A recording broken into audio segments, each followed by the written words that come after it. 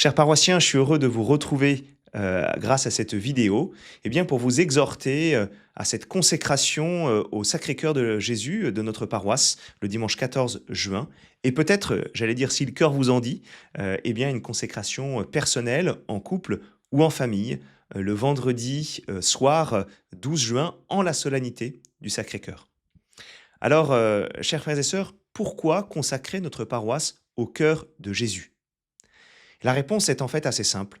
Pour que notre paroisse soit le cœur de Jésus dans notre quartier.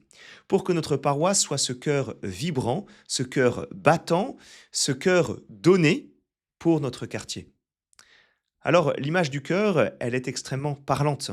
Ce cœur, c'est celui qui accueille le sang pour ensuite le redonner à l'ensemble du corps. Voilà ces deux mouvements que je vous propose que notre paroisse puisse mieux vivre. Le premier mouvement, c'est le mouvement de l'accueil. Le cœur de Jésus, il a été blessé par la lance, il a été ouvert par la lance du soldat, et ce cœur est éternellement ouvert. Comment est-ce que notre paroisse est ouverte? Comment est-ce que notre paroisse, comme le cœur de Jésus, est ce refuge pour toutes les personnes qui en ont besoin? J'utilise le mot refuge, le refuge de montagne. Quand nous faisons une ascension, quand nous marchons, longtemps, nous sommes fatigués, et nous avons besoin de lieux de repos, nous avons besoin de lieux de sécurité, de lieux de réconfort. Voilà ce refuge que notre paroisse peut être, doit être pour tous les habitants de ce quartier qui eux aussi sont sur leur chemin et quelquefois des chemins de fatigue, des chemins où on se sent quelquefois perdu. Le deuxième mouvement, c'est le mouvement de la sortie. Ce cœur de Jésus, il est blessé et il en jaillit de l'eau et du sang. Est-ce que de notre paroisse jaillit, j'allais dire cette eau et ce sang, jaillit cette miséricorde, jaillit cette charité pour toutes les personnes de notre quartier? Est-ce que quelquefois nous ne sommes pas un peu trop habitués à notre confort de la paroisse et nous avons du mal à en faire un lieu qui jaillit, qui est donné pour les autres, qui va vers les autres, un cœur qui soit missionnaire?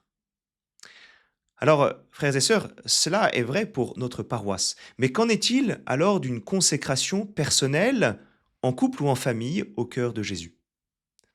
Eh bien, vous le savez peut-être, si jamais nous-mêmes, nous ne vivons pas de ce cœur, de ces deux mouvements du cœur, comment notre paroisse pourra-t-elle en vivre?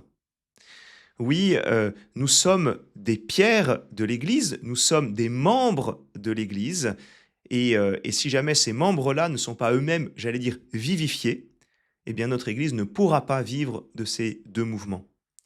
L'Église est le corps du Christ, l'Église est donc ce cœur du Christ. Cette Église, c'est vous, c'est nous, c'est chacun d'entre nous. Cette Église, c'est toi et moi, nous en sommes membres, nous faisons partie de cette Église. Alors vivre cette consécration de manière personnelle, en couple ou en famille, c'est tout simplement vivre de notre baptême. C'est être configuré au Christ, c'est tout simplement être ce cœur de Jésus. Par notre baptême, déjà, nous sommes consacrés au Christ. Par notre baptême, déjà, nous sommes le cœur de Jésus. Est-ce que ce cœur bat bien en nous? Se consacrer personnellement au cœur de Jésus, c'est tout simplement vivre de notre baptême d'une manière intense. Alors, frères et sœurs, vivons cette consécration de notre paroisse au cœur de Jésus, comme un élan pastoral fort d'accueil et un élan missionnaire. Vous retrouverez ci-dessous de cette vidéo une lettre pastorale qui vous permettra d'aller un petit peu plus loin dans cette réflexion. Et puis, je me réjouis de vivre ces deux grands événements, le vendredi 12 juin et le dimanche 14 juin, avec vous.